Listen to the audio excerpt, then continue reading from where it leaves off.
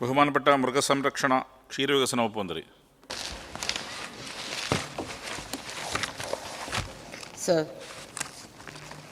നമ്മുടെ രാജ്യത്തിൻ്റെ സമ്പദ് വ്യവസ്ഥയിലും സാമൂഹ്യ വികസനത്തിലും നിർണായകമായ ഒരു പങ്ക് വഹിക്കുന്ന മേഖലയാണ് മൃഗസംരക്ഷണ ക്ഷീരവികസന മേഖല. ലോകത്തിലെ ഏറ്റവും വലിയ പാൽ ഉൽപ്പാദക രാജ്യമാണ് ഇന്ത്യ. അതോടൊപ്പം തന്നെ ഏറ്റവും വലിയ മുട്ട ഉൽപ്പാദന രാജ്യങ്ങളിലൊന്നാണ് ഇന്ത്യ. ആട്, കോഴി, പന്നി തുടങ്ങിയവയുടെ മാംസ ഉൽപ്പാദനത്തിലും വലിയ വളർച്ചയുണ്ട്. നമ്മുടെ സംസ്ഥാനത്തും മൃഗസംരക്ഷണ ക്ഷീരവികസന മേഖലയിൽ വലിയ മുന്നേറ്റമാണ് നമ്മൾ നടത്തിക്കൊണ്ടിരിക്കുന്നത്. ഇന്ന് നമ്മളതെടുത്ത് പരിശോധിച്ച് നോക്കിയാൽ നമ്മുടെ രാജ്യത്ത് തന്നെ പാലിൻ്റെ ഉൽപ്പാദനക്ഷമതയിൽ 2ാം സ്ഥാനം നിൽക്കുന്നത് നമ്മുടെ ഈ കൊച്ചു കേരളത്തിലാണ്. ഒരു പശുവിൽ നിന്ന് ആവറേജ് 10.77 ലിറ്റർ പാലാണ് നാം അതിലൂടെ ഉൽപ്പാദിപ്പിക്കപ്പെടുന്നത്. അതോടൊപ്പം തന്നെ നമുക്കറിയാം, ഇന്ന് മൃഗസംരക്ഷണ വകുപ്പും ക്ഷീരവികസന വകുപ്പും കേരള വെറ്റിനറി സർവകലാശാല, മിൽമ, കേരള ഫീഡ്, അതോടൊപ്പം തന്നെ 3 മേഖലാ യൂണിയനുകൾ മിൽമ, KLDB ബോർഡ്, അതോടൊപ്പം തന്നെ MBI, കെപ്കോ എന്നീ സ്ഥാപനങ്ങളുടെ പ്രവർത്തനങ്ങൾ ഏകോപിപ്പിച്ചുകൊണ്ട് കർഷകർക്കും ഉപഭോക്താക്കൾക്കും ഒരുപോലെ പ്രയോജനപ്രദമായ രീതിയിൽ പാൽ, മുട്ട, മാംസം എന്നിവയുടെ ഉൽപ്പാദനം വർദ്ധിപ്പിക്കുന്നതിനും സുരക്ഷിതമായ ഉൽപ്പന്നങ്ങൾ ലഭ്യമാക്കുന്നതിനുമാണ് സർക്കാർ ഈ മേഖലയിലെ പ്രവർത്തനങ്ങൾ ആസൂത്രണം ചെയ്ത് നടപ്പിലാക്കി വരുന്നത്.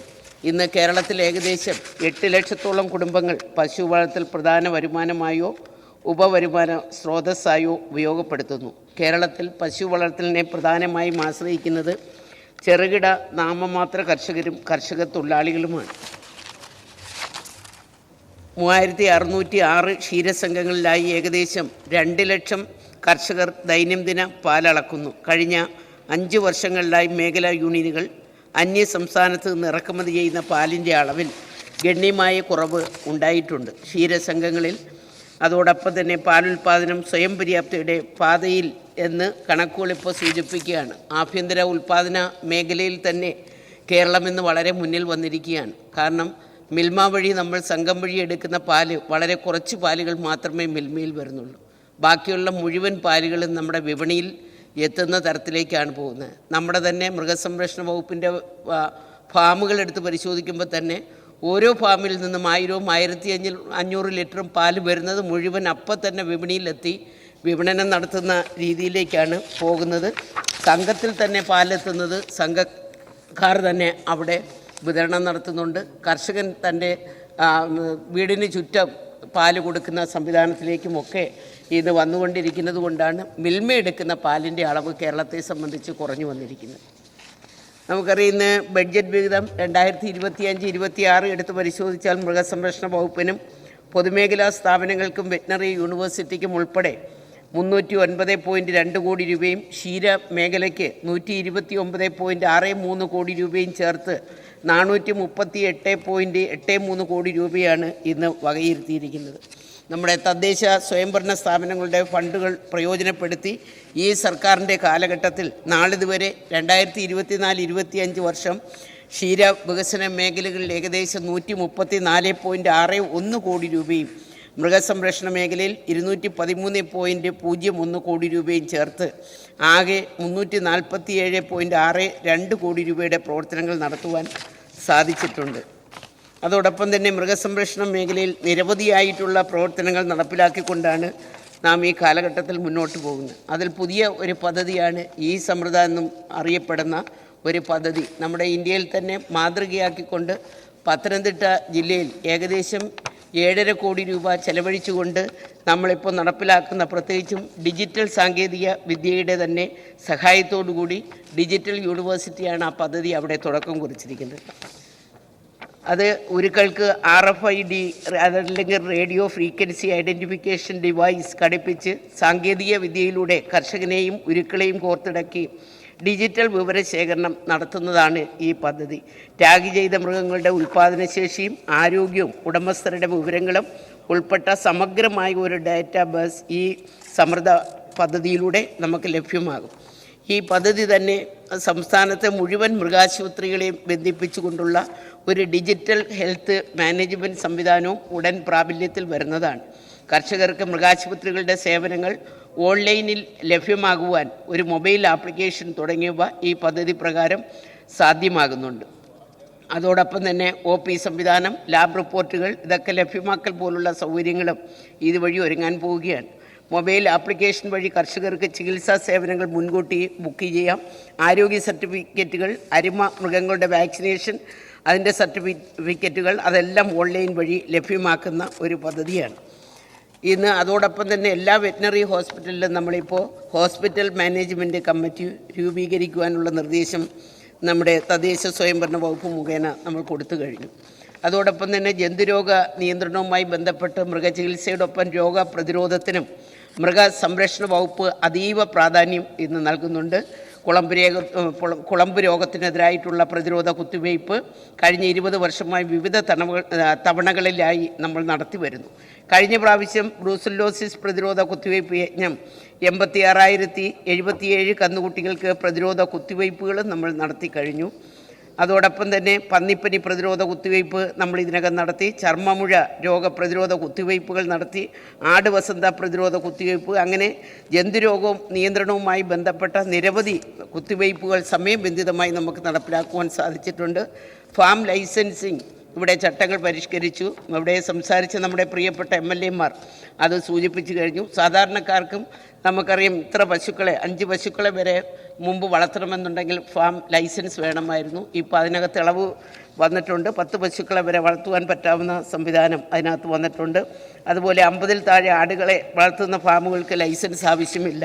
അതിനകത്തൊക്കെ വലിയ മാറ്റങ്ങൾ ഇത്തവണ കൊണ്ടുവന്നിട്ടുണ്ട് എന്നുള്ളതാണ് യാഥാർത്ഥ്യം. അതുപോലെ 1962 call centre mobile veterinary unit സംവിധാനം ഞങ്ങൾ കേരളത്തിൽ ഇപ്പോൾ കൊണ്ടുവരികയാണ്. നമുക്കറിയാം, ഇതിനകം തന്നെ നമ്മുടെ കർഷകൻ 1962 എന്ന് പറഞ്ഞ നമ്പറിൽ വിളിച്ചാൽ എല്ലാ ബ്ലോക്കുകളിലും നമുക്ക് ആംബുലൻസ് സർവീസ് ഇപ്പോൾ ഏർപ്പെടുത്താൻ പോവുകയാണ്. ആദ്യഘട്ടത്തിൽ കേന്ദ്ര ഗവൺമെൻറ് സഹായത്തോടുകൂടി 29 ആംബുലൻസുകൾ ഞങ്ങൾ ഇതിനകം തന്നെ നടപ്പിലാക്കി കഴിഞ്ഞിട്ടുണ്ട്. ബാക്കി ഉള്ള കുറച്ചധികം ആംബുലൻസുകൾ ഇപ്പോൾ എത്തിയിട്ടുണ്ട്. അത് നമുക്ക് അടുത്ത മാസം 15-ന് മുമ്പ് തന്നെ അത് കേരളത്തിലെ ബാക്കിയുള്ള ബ്ലോക്ക് പഞ്ചായത്തുകളിൽ എത്തിക്കാം. ഇത്തവണയും കുറേയധികം നമുക്കറിയാം, ബാക്കിയുള്ള ബ്ലോക്കുകളിൽ കൂടി തികയാത്ത 152 ബ്ലോക്കുകളാണ് കേരളത്തിലുള്ളത്. ഇത്തവണ വന്ന കുറച്ച് യൂണിറ്റുകൾ മാത്രമേ നമുക്കിപ്പോൾ എത്തിയിട്ടുള്ളൂ. അതും കൂടെ ചേർത്തുകൊണ്ട് നമുക്ക് വളരെ അടിയന്തരമായിട്ട് തന്നെ ഈ മൊബൈൽ വെറ്റിനറി സേവനം നടപ്പിലാക്കിക്കൊണ്ട് കർഷകൻ്റെ വീട്ടുമുറ്റത്ത് സേവനം കൊടുക്കുക എന്ന ലക്ഷ്യത്തോടു കൂടി നമുക്ക് മൊബൈൽ വെറ്റിനറി യൂണിറ്റുകളും സ്ഥാപിതമാക്കുവാൻ സാധിക്കും. പ്രത്യേക കന്നുകുട്ടി പരിപാലനം ഇവിടെ സംസാരിച്ച MLA മാർ സൂചിപ്പിച്ചു. അത് വളരെ കൃത്യമായ നിലയിൽ നടപ്പിലാക്കണം, അതിൻ്റെ പണം വർദ്ധിപ്പിക്കണമെന്നൊക്കെ പറഞ്ഞു. നമുക്കറിയാം, 4 മാസം മുതൽ ഏകദേശം പശുവിൻ്റെ പ്രസവം വരെ പശുക്കൾക്ക് തീറ്റയിൽ സബ്സിഡി കൊടുക്കുന്ന ഒരു പദ്ധതിയാണ് കന്നുകുട്ടി പരിപാലന പദ്ധതി. ഇത്തവണ നമ്മൾ ആ പദ്ധതി 126 കോടി രൂപയാണ് 26 കോടി രൂപയാണ് നമ്മൾ അതിന് വേണ്ടി 126.56 കോടി രൂപയാണ് ഇതിനകം ചെലവഴിച്ചിരിക്കുന്നത്. ഏകദേശം 15,79,077 കന്നുകുട്ടികൾക്ക് ഈ പദ്ധതിയിൽ ഉൾപ്പെടുത്തി നമ്മൾ ആനുകൂല്യം കൊടുത്തിട്ടുണ്ട്. ആ 12,500 എന്നുള്ളത് 30,000 ആക്കി വർദ്ധിപ്പിക്കുവാൻ നമ്മളിപ്പോൾ പ്രപ്പോസലുകൾ കൊടുത്തിട്ടുണ്ട്. മൃഗസംരക്ഷണ വകുപ്പിൻ്റെ ഏറ്റവും പ്രാധാന്യമർഹിക്കുന്ന ചുമതലകളിൽ ഒന്ന് നമുക്കറിയാം, മരുന്ന് വാങ്ങലാണ്. അത് നമ്മൾ കൃത്യമായ നിലയിൽ നമ്മുടെ ഗ്രാമപഞ്ചായത്ത് നമ്മളെ സഹായിക്കുന്നുണ്ട്. 2024-25 സാമ്പത്തിക വർഷത്തിൽ മരുന്നുകൾ വാങ്ങുന്നതിന് 5,76,00,000 രൂപയുടെ ഭരണാനുമതി ലഭ്യമായത് പ്രകാരം ഈ സാമ്പത്തിക വർഷം കേരള സ്റ്റേറ്റ് ഡ്രഗ്സ് ആൻഡ് ഫാർമസ്യൂട്ടിക്കലിൽ നിന്നും കേരള മെഡിക്കൽ സർവീസ് കോർപ്പറേഷൻ മുഖേനയും മരുന്നുകൾ വാങ്ങി ഇന്ന് വിതരണം ചെയ്ത് വരികയാണ്. ഞാൻ ചുരുക്കി പറയുകയാണ്. അതുപോലെ പേവിഷ നിയന്ത്രണം 2019 20ാമത് കന്നുകാലി സെൻസസ് കണക്ക് പ്രകാരമുള്ള സംസ്ഥാനത്ത് 2.8 ലക്ഷം തെരുവ് നായ്ക്കളും 8.39 ലക്ഷം വളർത്തുനായ്ക്കളും നമുക്കുണ്ട്. വളർത്തുനായ്ക്കളിൽ വാക്സിനേഷൻ ക്യാമ്പുകൾ സംഘടിപ്പിച്ചും വകുപ്പിൻ്റെ മൃഗാശുപത്രികൾ കേന്ദ്രീകരിച്ചുമാണ് പേവിഷ പ്രതിരോധ കുത്തിവയ്പ് നടത്തുന്നത്. അതോടൊപ്പം തന്നെ മാസ് ഡോഗ് വാക്സിനേഷൻ പദ്ധതി വഴി 2022-23 കാലഘട്ടത്തിൽ ഏകദേശം 20,052 തെരുവ് നായ്ക്കളിലും 3,88,900 വളർത്തുനായ്ക്കളിലും പേവിഷ പ്രതിരോധ കുത്തിവയ്പ് നടത്തിയിട്ടുണ്ട്. നമ്മുടെ ഫാമുകളുടെ വികസനവുമായി ബന്ധപ്പെട്ട് സർക്കാർ ആടുവളർത്തൽ കേന്ദ്രം പാറശാല സർക്കാർ ആട് വളർത്തൽ കേന്ദ്രത്തെ 60% CSS national live stock mission ഉൾപ്പെടുത്തി ഫാമിൻ്റെ മികവിനെ കേന്ദ്രമാക്കി ഉയർത്തുവാൻ 3.20 കോടി രൂപ വിനിയോഗിച്ച് നിർമ്മാണ പ്രവർത്തനം ഏകദേശം ഇപ്പോൾ പൂർത്തീകരിച്ചിട്ടുണ്ട്. വകുപ്പിൻ്റെ 150 ലക്ഷം രൂപയും വിനിയോഗിച്ചുകൊണ്ടുള്ള നിർമ്മാണ പ്രവർത്തനങ്ങൾ അന്തിമ ഘട്ടത്തിലേക്ക് പോവുകയാണ്. നമ്മുടെ പ്രിയപ്പെട്ട MLA പറഞ്ഞതുപോലെ അത് എത്രയും പെട്ടെന്ന് അതിൻ്റെ ഉദ്ഘാടന കർമ്മം നിർവഹിക്കുവാൻ പോവുകയാണ്. കാസർഗോഡ് ജില്ലയിലെ ബേഡെടുക്ക ഹൈടെക് ആർട്ട് ഫാം എല്ലാ ആധുനിക സൗകര്യങ്ങളോടും കൂടി ശാസ്ത്രീയമായ ആട് വളർത്തൽ കേന്ദ്രം കാസർഗോഡ് ജില്ലയിൽ തുടങ്ങുന്നതിന് സർക്കാരിൽ നിന്നും ഇപ്പോൾ ഭരണാനുമതി കിട്ടിയിട്ടുണ്ട്. കാസർഗോഡ് ഡെവലപ്മെൻറ്റ് പാക്കേജിൽ നിന്നും 153.89 ലക്ഷം രൂപ വിനിയോഗിച്ച് വകുപ്പിൻ്റെ 150 ലക്ഷം രൂപയും വിനിയോഗിച്ചുകൊണ്ടുള്ള നിർമ്മാണ പ്രവർത്തനങ്ങളുടെ അന്തിമ ഘട്ടത്തിലാണ്. അതുപോലെ മേഖലാ കോഴി വളർത്തൽ കേന്ദ്രം മുണ്ടയാട് 85 ലക്ഷം രൂപ ചെലവഴിച്ച് ഒരു എരുനില പൗൾട്രി ഷെഡ് സ്ഥാപിച്ചു. 68 ലക്ഷം രൂപ ചെലവഴിച്ച് 4 പൗൾട്രി ഷെഡുകൾ സ്ഥാപിച്ചു. 1.8 കോടി രൂപ ചെലവഴിച്ച് അടിസ്ഥാന സൗകര്യ വികസനത്തിനുള്ള പദ്ധതികൾ നടപ്പിലാക്കിയിട്ടുണ്ട്. കന്നുകാലികളുടെ ഇൻഷുറൻസ് ഇത് നമ്മൾ എടുത്തു പറയേണ്ടുന്ന ഒന്നാണ്. നമുക്കറിയാം, കേരളത്തിൽ പലപ്പോഴും കന്നുകാലികൾക്ക് ഇൻഷുറൻസ് ഇല്ലാത്തതിൻ്റെ പേരിൽ മരണപ്പെടുമ്പോൾ മറ്റ് ആനുകൂല്യങ്ങൾ കൊടുക്കാൻ പറ്റാത്ത ഒരു അസൗകര്യം നമ്മുടെ കേരളത്തിലുണ്ടായിരുന്നു. ഇത്തവണ നമ്മൾ 8 കോടി രൂപ അതിനുവേണ്ടി മാറ്റിവെച്ചു. ഇൻഷുറൻസിൻ്റെ പരിപാടികൾ നടന്നുകൊണ്ടിരിക്കുന്ന ഒരവസ്ഥയാണ്. കേന്ദ്ര സർക്കാരിൻ്റെ തന്നെ NLM ഇൻഷുറൻസ് പദ്ധതിയിൽ കൂടുതൽ കേന്ദ്ര ഫണ്ട് ലഭ്യമാക്കുവാനുള്ള നടപടികളും ഇപ്പം ഞങ്ങൾ സ്വീകരിച്ചു വരികയാണ്. നമ്മുടെ ചരിത്രത്തിൽ ആദ്യമായി കേരള സംസ്ഥാന ഇൻഷുറൻസ് വകുപ്പുമായി സഹകരിച്ചുകൊണ്ടാണ് ഈ നടപ്പ് സാമ്പത്തിക വർഷം കന്നുകാലികളുടെ ഇൻഷുറൻസ് പദ്ധതി ഞങ്ങൾ നടപ്പിലാക്കുന്നത്.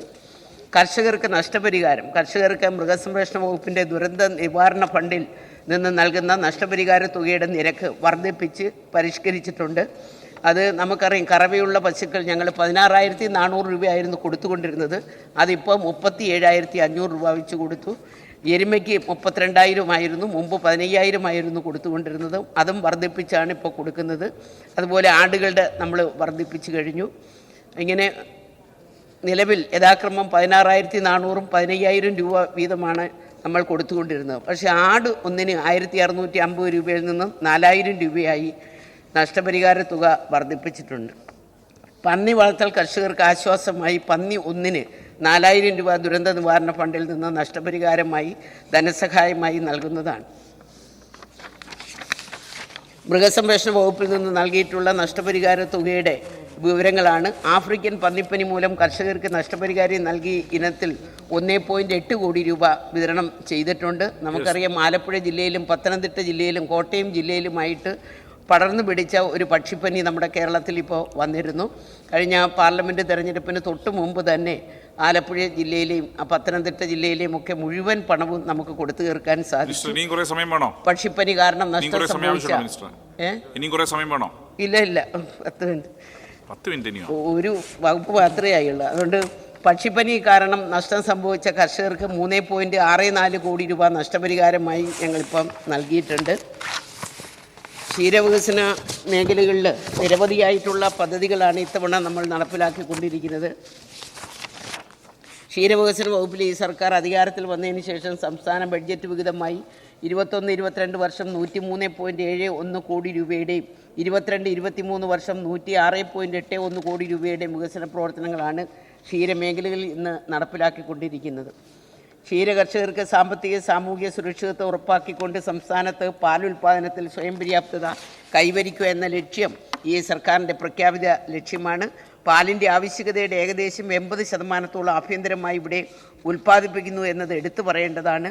ഈ സർക്കാർ അധികാരത്തിൽ വന്നതിന് ശേഷം സംസ്ഥാന ബഡ്ജറ്റ് വിഹിതമായി 21-22 വർഷം 103.71 കോടി രൂപയുടെയാണ് വികസന പ്രവർത്തനങ്ങളാണ് ക്ഷീരമേഖലയിൽ നടപ്പിലാക്കിക്കൊണ്ടിരിക്കുന്നത്. കേരളത്തിലെ പാൽ സംഭരണ സംസ്കരണ മേഖലയിൽ നൂതന സാങ്കേതിക തത്വങ്ങൾ ഉൾപ്പെടുത്തി അന്താരാഷ്ട്ര നിലവാരത്തിലെത്തിക്കുക എന്ന ലക്ഷ്യത്തോടു കൂടി 131 കോടിയോളം രൂപ ചെലവിട്ട് ക്ഷീരവികസന വകുപ്പ്, നബാർഡും മലബാർ മേഖലാ യൂണിയൻ എന്നിവയുടെ സഹകരണത്തോടെ മലപ്പുറം ജില്ലയിലെ മൂർക്കനാട് സ്ഥാപിച്ച പാൽ പൊടി നിർമ്മിക്കുന്ന ഫാക്ടറി അതിൻ്റെ പ്രവർത്തനം ആരംഭിച്ചു കഴിഞ്ഞിട്ടുണ്ട്. അതോടൊപ്പം തന്നെ നമുക്കറിയാം, ഇന്ന് ക്ഷീരശ്രീ പോർട്ടൽ നമ്മുടെ കേരളത്തിലെ എല്ലാ ക്ഷീരസംഘത്തിലും നമ്മൾ ഏർപ്പാട് ചെയ്യുവാനുള്ള അത് ക്ഷീരസംഘങ്ങളെ ഓൺലൈൻ പോർട്ടൽ വഴി ബന്ധിപ്പിച്ചുകൊണ്ട് ക്ഷീരസംഘത്തിലെ മുഴുവൻ കണക്കുകളും നമുക്ക് വളരെ പെട്ടെന്ന് അറിയത്തക്ക നിലയിൽ ക്ഷീരസംഘത്തിൽ കൊണ്ടുവരുന്ന പാലിൻ്റെ അളവും ക്ഷീരകർഷകനെയും ഒക്കെ തിരിച്ചറിയുന്ന തരത്തിലേക്കുള്ളതാണ് ഒരു ക്ഷീരശ്രീ പോർട്ടൽ ഇന്ന് നമ്മുടെ രാജ്യത്തിന് മാതൃകയായി നമ്മുടെ കേരള സംസ്ഥാനത്ത് നടപ്പിലാക്കിയിട്ടുണ്ട്. അതോടൊപ്പം തന്നെ ഫോക്കസ് ബ്ലോക്കുകളെ ഡയറി യൂണിറ്റ് പദ്ധതി പാലുൽപാദനത്തിൽ സ്വയം പര്യാപ്തത കൈവരിക്കുന്നതിന് പാലുൽപാദനത്തിന് സാധ്യതയുള്ള 50 ബ്ലോക്കുകളെ ഫോക്കസ് ബ്ലോക്കുകളായിട്ട് തിരഞ്ഞെടുത്ത് ഈ ബ്ലോക്കുകളിൽ ത്രിതല പഞ്ചായത്ത് ഫണ്ട് ഉപയോഗിച്ച് പശു യൂണിറ്റ് സ്ഥാപിക്കുന്നതിന് പദ്ധതി ഉൾപ്പെടുത്തുന്നതിന് തദ്ദേശ സ്വയംഭരണ വകുപ്പ് വഴി ഉത്തരവ് ഇറക്കിയിട്ടുണ്ട്. പലിശരഹിത പദ്ധതി നമ്മൾ നടപ്പിലാക്കുന്നുണ്ട്. ക്ഷീരകർഷകരെ ഈ മേഖലയിലേക്ക് ആകർഷിക്കുന്നതിനായി കർഷകരുടെ ബാങ്ക് പലിശ പൂർണ്ണമായും സർക്കാർ വഹിക്കുന്ന പദ്ധതി നടപ്പിലാക്കി വരുന്നു. കുറഞ്ഞത് 5 ലക്ഷം രൂപ വായ്പ എടുക്കുന്ന കർഷകർക്ക് ഇതിൻ്റെ പ്രയോജനം ലഭിക്കും. ഈ പദ്ധതിയിൽ ഒരു വർഷം 3 ലക്ഷം രൂപ വരെ പലിശ ഇളവ് ലഭിക്കും. അതിദരിദ്ര കുടുംബങ്ങൾക്ക് സ്ഥിര വരുമാനം ഉറപ്പാക്കി ദാരിദ്ര്യ നിർമ്മാർജ്ജനത്തിനായി പ്രത്യേക പദ്ധതി കേരളത്തിൽ നമുക്കറിയാം 64,006 പേരാണ് അതിദരിദ്രർ. അത്തരത്തിലുള്ള ആൾക്കാരെ തിരഞ്ഞെടുക്കപ്പെട്ട 140 കുടുംബങ്ങൾക്ക് ഒരു പശു ഡയറി യൂണിറ്റ് സ്ഥാപിക്കുന്നതിന് നമ്മൾ അനുമതി കൊടുത്തിരുന്നു. 329 പേർക്ക് അതുവഴി ധനസഹായം നൽകുവാൻ കഴിഞ്ഞു. 90% ധനസഹായമാണ് നമ്മൾ കൊടുത്തുകൊണ്ടിരിക്കുന്നത്. 1 ലക്ഷത്തിൻ്റെ ഒരു പശുവിന് മേടിച്ചാൽ 95,000 സബ്സിഡിയാണ് അവർക്ക് കൊടുക്കുന്നത്.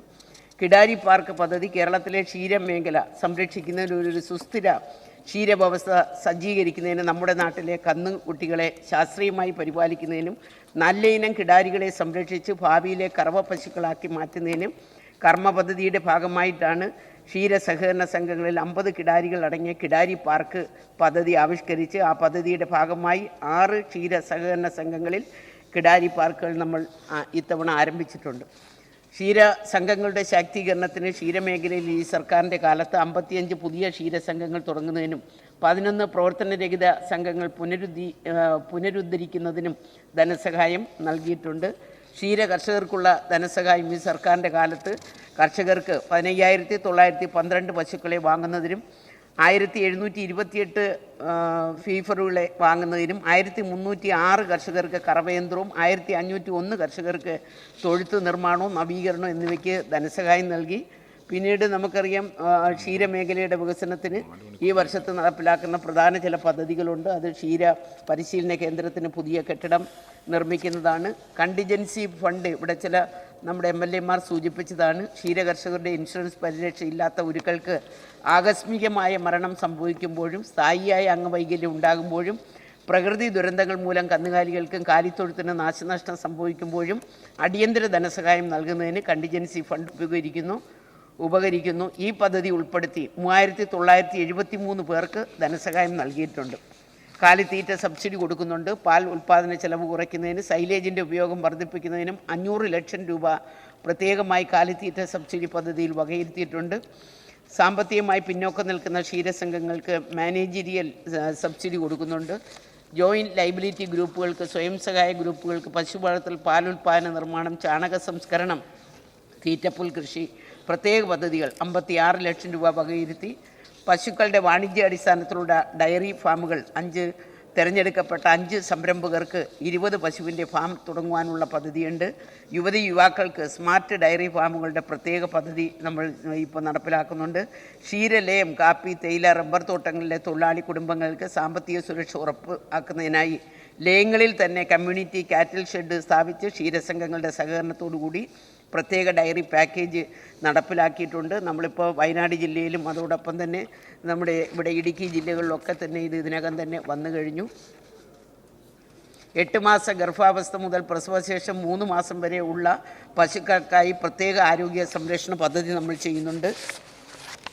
കേരളത്തിലെ ക്ഷീരകർഷക ക്ഷേമനിധി ബോർഡ്, ആ ബോർഡ് ക്ഷീരകർഷകരുടെ ക്ഷേമത്തിനായി രൂപീകരിച്ച ക്ഷീരകർഷക ക്ഷേമനിധിയിൽ ഇതുവരെ 4,111 4,22,111 ക്ഷീരകർഷകർ അംഗങ്ങളായിട്ടുണ്ട്. ഈ സർക്കാരിൻ്റെ കാലഘട്ടത്തിൽ ഏകദേശം 61,975 പേർക്ക് അംഗത്വം നൽകിയിട്ടുണ്ട്. ക്ഷീരസംഘങ്ങളിൽ പാലളക്കുന്ന എല്ലാ ക്ഷീരകർഷകർക്കും അംഗത്വം ലഭിക്കുന്ന രീതിയിൽ ഈ സർക്കാർ ആക്ട് ഭേദഗതി ചെയ്തിട്ടുണ്ട്. പെൻഷൻ കൊടുക്കുന്നുണ്ട്. 63,364 ക്ഷീരകർഷകർക്ക് പെൻഷൻ കൊടുക്കുന്നുണ്ട്. 1600 രൂപ വെച്ചാണ് പെൻഷൻ. 1300 രൂപ മാത്രമാണ് ഗവൺമെൻറ് തരുന്നത്. 300 രൂപ ക്ഷേമനിധിയാണ് പെൻഷനായിട്ടിട്ട് 1600 രൂപ കൊടുക്കുന്നത്.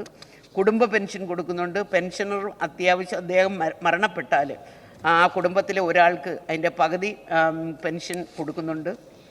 വിവാഹ ധനസഹായം കൊടുക്കുന്നുണ്ട്. ക്ഷേമനിധി അംഗങ്ങളുടെ പെൺമക്കൾക്ക് വിവാഹത്തിന് 4238 പേർക്ക് ഇതിനകം ധനസഹായമായി നൽകിയിട്ടുണ്ട്. മരണാനന്തര ധനസഹായം കൊടുക്കുന്നുണ്ട്. വിദ്യാഭ്യാസ ധനസഹായം കൊടുക്കുന്നുണ്ട്. ക്ഷീരസുരക്ഷാ പദ്ധതി നടപ്പിലാക്കുന്നുണ്ട്. കോവിഡ് ധനസഹായം കൊടുക്കുന്നുണ്ട്. ഓണമധുരം ധനസഹായമൊക്കെ കൊടുക്കുന്നത് ക്ഷീരക്ഷേമനിധി ബോർഡാണ്. മിൽമ, നമ്മുടെ കേരളത്തിലെ ആദ്യത്തെ പാൽപ്പൊടി നിർമ്മാണ ഫാക്ടറി മലപ്പുറം മൂർക്കനാട് സ്ഥലത്ത് സ്ഥാപിച്ചു കഴിഞ്ഞു. പൂർണ്ണമായും സൗരോർജ്ജത്തിൽ പ്രവർത്തിക്കുന്ന രാജ്യത്തെ ആദ്യത്തെ ഡയറിയായി എറണാകുളത്തെ തൃപ്പുണിത്തറയിലെ മിൽമ ഡയറി മാറി. 2 മെഗാവാട്ട് ശേഷിയുള്ള സൗരോർജ്ജ പ്ലാന്റാണിത്. അതോടൊപ്പം തന്നെ കേരള ആയുർവേദിക് സഹകരണ സംഘവും മിൽമയുമായി സഹകരിച്ച് 8 തരം എത്തനോ വെറ്റിനറി മരുന്നുകൾ മലബാർ മേഖല മിൽമ വിപണിയിൽ ഇറക്കിയിട്ടുണ്ട്.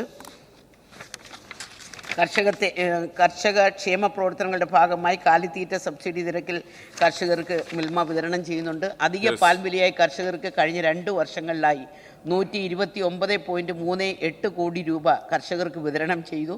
കൂടാതെ കാലിത്തീറ്റ സബ്സിഡിയായി 50.18 കോടി രൂപയും തീറ്റപ്പുൽ സബ്സിഡിയായി 14.08 കോടി രൂപയും വിതരണം ചെയ്തിട്ടുണ്ട്. കാലിത്തൊഴുത്ത് നിർമ്മാണം, കറവയന്ത്രം, ഇൻഷുറൻസ് തുടങ്ങിയ കാർഷിക ക്ഷേമ പ്രവർത്തനങ്ങൾക്ക് 71.51 കോടി രൂപ ഇതിനകം തന്നെ ചെലവഴിച്ചിട്ടുണ്ട്. കേരള വെറ്റിനറി സർവകലാശാലയാണ്. വെറ്റിനറി സർവകലാശാല നമുക്കറിയാം ഇന്ന് കേരളത്തിലെ മൃഗസംരക്ഷണ മേഖലകളിൽ അധ്യാപനവും ഗവേഷണത്തിനും വിജ്ഞാന അധ്യാപനത്തിനുമായി ഇടതുപക്ഷ സർക്കാർ 2010 സ്ഥാപിച്ചതാണ്. അതോടൊപ്പം തന്നെ നമുക്കറിയാം ഇന്ന് Kerala veterinary and animal science സർവകലാശാല വെറ്റിനറി ഡയറി ടെക്നോളജി സയൻസ് കോഴ്സുകളിൽ ബിരുദാനന്തര ഡോക്ടറേറ്റ് കോഴ്സുകൾ സർവകലാശാല ഇന്ന് നടത്തുന്നു. ഏകദേശം 3000 വിദ്യാർത്ഥികൾ പഠനവും ഗവേഷണവും ചെയ്തു വരുന്നു. കേരള ഇൻസ്റ്റിറ്റ്യൂഷണൽ റാങ്കിംഗ് ഫ്രെയിം വർക്കിൽ വെറ്റിനറി സർവകലാശാല ഇന്ന് 4ാം സ്ഥാനത്താണ്.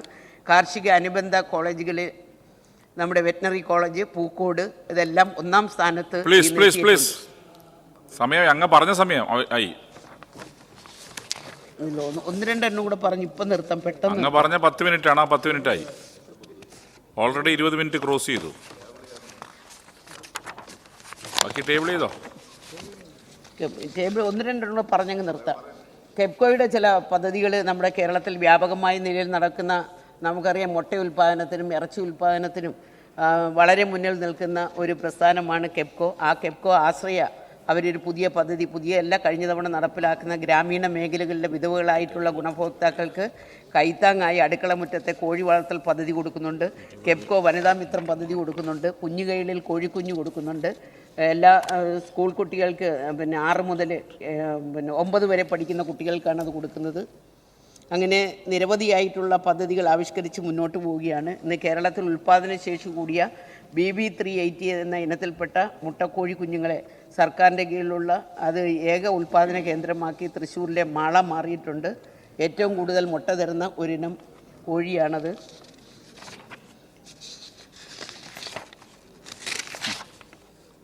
KLDB ബോർഡിൻ്റെ പ്രവർത്തനങ്ങളും കൂടെ 1-2 എണ്ണം കൂടെ പറയാം. സംസ്ഥാനത്തെ പശുക്കളുടെ പാലുൽപാദനക്ഷമത വർദ്ധിപ്പിച്ചുകൊണ്ട് നമ്മുടെ സംസ്ഥാനത്തെ ക്ഷീരോത്പാദനത്തിൽ സ്വയം പര്യാപ്തിയിൽ എത്തിക്കുക എന്ന ലക്ഷ്യത്തോടു കൂടി ഇതര കന്നുകാലി വർഗ്ഗങ്ങളായ ആടുകളുടെയും പന്നികളുടെയും ജനിതക മേന്മ വർദ്ധിപ്പിക്കുക എന്ന കർത്തവ്യമാണ് Kerala life stock development board നടപ്പിലാക്കുന്നത്. സങ്കരയിനം പശുക്കളെ ഏറ്റവും കൂടുതൽ നമ്മുടെ കേരളത്തിനെ 2ാം സ്ഥാനത്തേക്ക് എത്തിക്കുവാൻ കഴിഞ്ഞതും ഉൽപ്പാദനക്ഷമതയിൽ എത്തിക്കാൻ കഴിയുന്നതും KLDB ആണ് എന്നുള്ള യാഥാർത്ഥ്യം നാം മനസ്സിലാക്കണം. അതോടൊപ്പം തന്നെ നമുക്കറിയാം പശുക്കളെ ഇപ്പോൾ അതിൻ്റെ സെക്സോർട്ടഡ് സെമൻ ഈ തവണ കൊടുക്കുന്ന കേരളത്തിൽ വ്യാപകമായ നിലയിൽ കൊടുക്കുന്നു. പറഞ്ഞാൽ പശു പ്രസവിച്ചാൽ പശുവിനെ തന്നെ പ്രസവിക്കുന്ന സെക്സോർട്ടഡ് സെമനും അവരിപ്പോൾ വിതരണം ചെയ്യുന്നുണ്ട്. ഒട്ടേറെ പ്രവർത്തനങ്ങൾ അവർ നടപ്പിലാക്കുന്നുണ്ട്. ഞാൻ അതൊന്നും ഇപ്പോൾ ഇവിടെ പറയുന്നില്ല. കേരള ഫീഡ്സ് നമുക്കറിയാം, കേരളത്തിൽ മിൽമയും കേരള ഫീഡ്സുമാണ് നമുക്ക് ആവശ്യമുള്ള തീറ്റകൾ തരുന്നത്. ഇവിടെ പലരും സൂചിപ്പിച്ചത് കേരള ഫീഡ്സിൻ്റെയൊക്കെ വില, മിൽമയുടെയും തീറ്റയുടെ വില ക്രമാതീതമായി ഇടയ്ക്കിടയ്ക്ക് വർദ്ധിപ്പിക്കുന്നു എന്നുള്ളതാണ്. ഒരു ഘട്ടത്തിൽ നമ്മളങ്ങനെ വർദ്ധിപ്പിക്കാൻ പോയില്ല. ആദ്യഘട്ടത്തിൽ നമ്മൾ 20 രൂപയും പിന്നെ ഒരു 40 രൂപയും വർദ്ധിപ്പിച്ചെങ്കിലും അത് ഞങ്ങൾ കുറച്ച് കൊണ്ടുവരാൻ പരിശ്രമിച്ചു. ഇപ്പോൾ ആ റേറ്റ് കുറച്ചു. ഇപ്പം മിൽമയും സബ്സിഡിയോടുകൂടി തന്നെയാണ് കേരളത്തിൽ തീറ്റ കൊടുക്കുന്നത്. പ്രൈവറ്റ് തീറ്റകളേക്കായും വളരെ കുറഞ്ഞ നിലവാരത്തിലാണ് കേരള ഫീഡ്സും നമ്മുടെ മിൽമയും കേരളത്തിൽ ഇപ്പോൾ ഈ ഫീഡുകൾ വിതരണം ചെയ്യുന്നതെന്നുള്ളത് ഞാൻ ഈ അവസരത്തിൽ പറയുകയാണ്. മീറ്റ് പ്രോഡക്ട്സ് ഓഫ് ഇന്ത്യയുടെ ജനങ്ങൾക്ക് ശുദ്ധവും സമ്പുഷ്ടവും സുരക്ഷിതവുമായ ഇറച്ചി ഉൽപ്പന്നങ്ങൾ ശാസ്ത്രീയമായി സംസ്കരിച്ച് വിതരണം നടത്തുന്ന സ്ഥാപനമാണ് മൃഗസംരക്ഷണ കീഴിൽ പ്രവർത്തിക്കുന്ന മീറ്റ് പ്രോഡക്ട്സ് ഓഫ് ഇന്ത്യ. എല്ലാ ഇനം ഇറച്ചി ഉൽപ്പന്നങ്ങളും സംസ്കരിക്കുന്നതിനുള്ള ആധുനിക സംവിധാനത്തോടു കൂടിയ ഫാക്ടറികൾ MBAയിൽ സ്ഥാപിച്ചിട്ടുണ്ട്. ഇടയാറിൽ 31.2 കോടി രൂപ മുതൽ മുടക്കൽ ഒരു ഷിഫ്റ്റിൽ 400 മൃഗങ്ങളെ കശാപ്പ് ചെയ്യുന്ന സംസ്കരിച്ച് ഇറച്ചി ഉൽപ്പാദിപ്പിക്കുവാൻ, അതോടൊപ്പം തന്നെ 26 മെട്രിക് ടൺ ശേഷിയുള്ള ഒരു അത്യാധുനിക അബട്ടയർ സ്ഥാപിച്ചിട്ടുണ്ട്. ഇതിനുപരി ഉറവിടത്തിൽ തന്നെ അറവ് മാലിന്യങ്ങൾ സംസ്കരിച്ച് ഉൽപ്പന്നങ്ങളാക്കുന്ന റെൻഡറിംഗ് പ്ലാന്റും പ്രവർത്തിക്കുന്നു. ഞാൻ മറ്റ് കാര്യങ്ങളിലേക്ക് ഒന്നും പോകുന്നില്ല. കാരണം ഇവിടെ പറഞ്ഞാൽ ചില കാര്യങ്ങളൊക്കെ മറുപടി കൊടുക്കേണ്ടുന്ന കാര്യങ്ങളൊക്കെ ഉണ്ടായിരുന്നു. പക്ഷേ അത് കേൾക്കാൻ പ്രതിപക്ഷ അംഗങ്ങൾ ഇല്ലാത്തതുകൊണ്ട് മറ്റ് കാര്യങ്ങളിലേക്ക് ഞാൻ ഇപ്പോൾ കടക്കുന്നില്ല. അങ്ങയാണ് ഇന്ന് ഏറ്റവും കൂടുതൽ സംസാരിച്ചത്. ഇന്നത്തെ മന്ത്രിമാരുടെ കൂട്ടത്തിൽ ഏറ്റവും സംസാരിച്ച അങ്ങയാണ്. അതുകൊണ്ട് ഞാൻ എൻ്റെ പ്രസംഗം ഞാൻ അവസാനിപ്പിക്കുകയാണ്. ഈ ക്ഷീരവികസനവും മൃഗസംരക്ഷണവും സംബന്ധിച്ച ധനാഭ്യർത്ഥന പ്രമേയം അംഗീകരിച്ച് നൽകണമെന്ന് ഞാൻ അഭ്യർത്ഥിക്കുന്നു. ധനാഭ്യർത്ഥന നമ്പർ 20 ശുദ്ധജലവിതരണവും ശുചീകരണവും. ശുദ്ധജലവിതരണവും ശുചീകരണവും എന്ന 20 നമ്പർ ധനാഭ്യർത്ഥനയ്ക്ക് കട്ട് മോഷൻ അവതരിപ്പിച്ച ബഹുമാനപ്പെട്ട അംഗങ്ങൾ സഭയിൽ ഹാജരായിട്ടില്ല. കട്ട് മോഷനിൽ സഭ തള്ളിയിരിക്കുന്നു. ഇനി ശുദ്ധജലവിതരണവും ശുചീകരണവും എന്ന 20 നമ്പർ ധനാഭ്യർത്ഥനയുടെ പേരിൽ കാര്യവിവര പട്ടികയിൽ സൂചിപ്പിച്ച ലിസ്റ്റിൽ പ്രസ്തുത ധനാഭ്യർത്ഥനയ്ക്ക് നേരെ 5-ാം കോളത്തിൽ കാണിച്ചിട്ടുള്ള തുക 2025-26 സാമ്പത്തിക വർഷത്തെ ചെലവുകൾ പൂർത്തീകരിക്കുന്ന അനുവദിക്കുന്ന ഉപക്ഷേപത്തെ അനുകൂലിക്കുന്നവർ, ഉപക്ഷേപം ഐക്യകണ്ഠേന പാസ്സായിരിക്കുന്നു. ഗ്രാന്റ് അനുവദിച്ചിരിക്കുന്നു. ധനാഭ്യർത്ഥന നമ്പർ 25 പട്ടികജാതി പട്ടികവർഗ മറ്റ് പിന്നോക്ക ന്യൂനപക്ഷ വിഭാഗങ്ങൾ എന്നിവരുടെ ക്ഷേമം എന്ന 25-ാം ധനാഭ്യർത്ഥനയ്ക്ക് ബഹുമാനപ്പെട്ട അംഗങ്ങൾ കട്ട് മോഷൻ അവതരിപ്പിച്ച അംഗങ്ങൾ സഭയിൽ ഹാജരായിട്ടില്ല. കട്ട് മോഷന്റെ സഭ തള്ളിയിരിക്കുന്നു.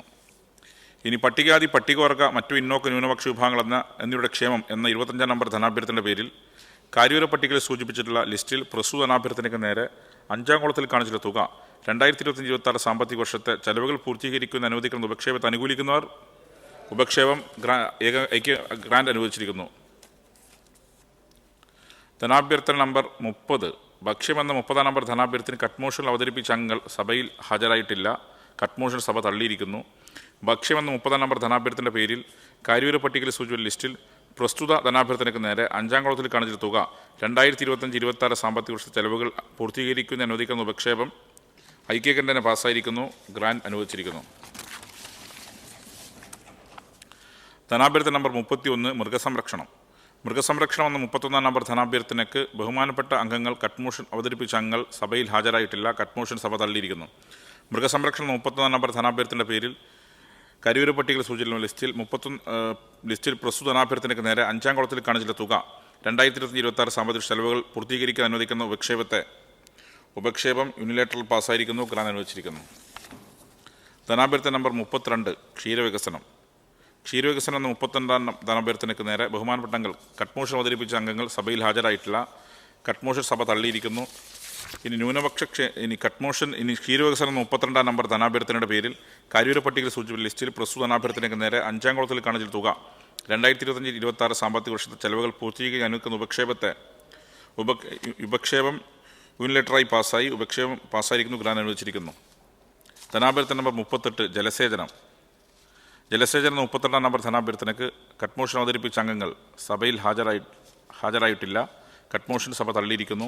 ഇനി ജലസേചനം എന്ന 32-ാം നമ്പർ ധനാഭ്യർത്ഥനയ്ക്ക് നേരെ കാര്യവിവര പട്ടിക സൂചിപ്പിച്ച ലിസ്റ്റിൽ പ്രസ്തുത ധനാഭ്യർത്ഥനയ്ക്ക് നേരെ 5-ാം കോളത്തിൽ കാണിച്ച തുക 2025-26 സാമ്പത്തിക വർഷത്തെ ചെലവുകൾ പൂർത്തീകരിക്കാൻ അനുവദിക്കുന്ന ഉപക്ഷേപം പാസ്സായിരിക്കുന്നു. ഗ്രാന്റ് അനുവദിച്ചിരിക്കുന്നു. ചർച്ച കൂടാതെ പാസ്സാക്കുന്ന ധനാഭ്യർത്ഥനകൾ ബഹുമാനപ്പെട്ട ധനകാര്യ വകുപ്പ് മന്ത്രി ശ്രീ KN ബാലഗോപാലിന് വേണ്ടി ബഹുമാനപ്പെട്ട നിയമം വ്യവസായം കയർ വകുപ്പ് മന്ത്രി ശ്രീ P. രാജീവ്, 4, 7, 10, 16 ധനാഭ്യർത്ഥനയുമായി ബന്ധപ്പെട്ട സബ്ജക്ട് കമ്മിറ്റി ശുപാർശകളിന്മേൽ സ്വീകരിച്ച നടപടികളെ സംബന്ധിച്ച് ചട്ടം 236 ക്ലോസ് 3 പ്രകാരമുള്ള പ്രസ്താവന മേശപ്പുറത്ത് വെക്കേണ്ടതാണ്.